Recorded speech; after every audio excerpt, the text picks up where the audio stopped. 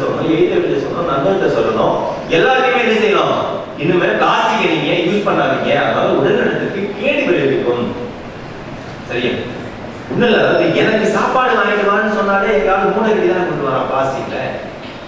சாப்பாடு வாங்கிட்டு வான்னு சொன்னா எல்லாருமே இப்ப என்ன செய்யுது? மூட்டை முடிச்சா வருது. அங்க பாட்டு அவுத்துட்டு இருக்கு, என்ன பிளாஸ்டிக் இதுல வாங்கிட்டு வந்திருக்கீங்க, வேற ஏதாவது வாங்கிட்டு வந்து கூடாதா? சரியா? அதையும் சொல்லிட்டு இருக்கோம். டிஃபன் பாக்ஸோட அலையிறோம். இப்பெல்லாம் வந்து கேரியரோட அலைய ஆரம்பிச்சிட்டேன் நானும். சரியா? கேரியரோட என்ன செய்ய வண்டியில போயிட்டு இருக்குது. எங்க சாப்பாடு வேணுமோ அந்த கேரியரை கொடுத்து கேரியர்ல போய் சாப்பாடு எடுத்துருவா, போதும் அதை சாப்பிடுவோம். சரியா? ஒரு பிளாஸ்டிக்கை நம்ம யூஸ் பண்ணக்கூடாது அப்படிங்கிற ஒரு உறுதிமொழியை என்னையிலிருந்து நீங்கள் எடுக்க வேண்டும். அடுத்தது கூடுதலாக ஒரு தகவலை உங்கள்கிட்ட நான் சொல்லியிருந்தேன். அதாவது உங்களுக்கெல்லாம் +2 புத்தகம் வழங்க சொல்லப்பட்டிருக்கிறது. புத்தகம் வாங்கிட்டீங்களா? வாங்கியாச்சா? லீவ்ல நல்லா படிக்கணும். சரியா? படிச்சுட்டு 1ஆம் தேதி வந்து என்ன செய்யணும்? வந்த உடனேயே ஆசிரியரை நிறைய கேள்வி கேட்கணும். சரியா? உண்மையாவே சரி, நிறைய கேள்வி கேட்கணும். ஆசிரியர்களை திணற அடிக்கணும். ஏன்னா அவங்க எல்லாம் எங்களை திணற அடிக்கிறாங்க. எங்க அலுவலகத்துல வந்து என்னையோ போட்டு எங்களை போட்டு திணற அடிக்கிறாங்க ஆசிரியர்கள் எல்லாம்.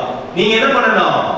அவங்க எல்லாம் என்கிட்ட வராத படிக்க நீங்க அவங்க மைண்ட கூட எங்க வச்சிருக்கணும்? உங்களை சுத்தியே வச்சிருக்கணும். சரியா? உங்களை சுத்தியே போட்டு திணற அடிக்கணும். இது என்ன, இது என்ன, இது எப்படி வருது? தொகைக்கெழு அது எப்படி, வகைக்கெழுனா என்ன, அது எப்படி, நிகழ்வு எப்படி வருது, அப்படி என்ன பண்ணுது? சிலப்பதிகாரத்தில் எதிர்க்கிறாங்க இல்லை, நிறைய கேள்விய 1ஆம் தேதி அன்னைக்கு என்ன செய்யணும்? கொஸ்டினை ஏற்றிக்கிட்டே வரும். சரியா? இதுக்கு இந்த மாணவிக்கு பதில் சொல்லணும். சரியா?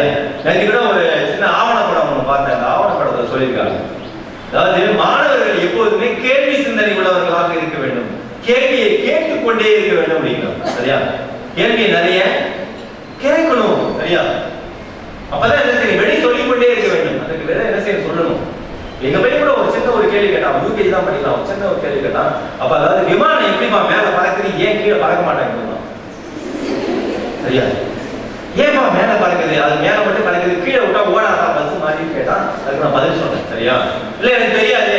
சரியா? இதெல்லாம் டீச்சர் தான் கேட்கணும்லாம் சொல்ல முடியல.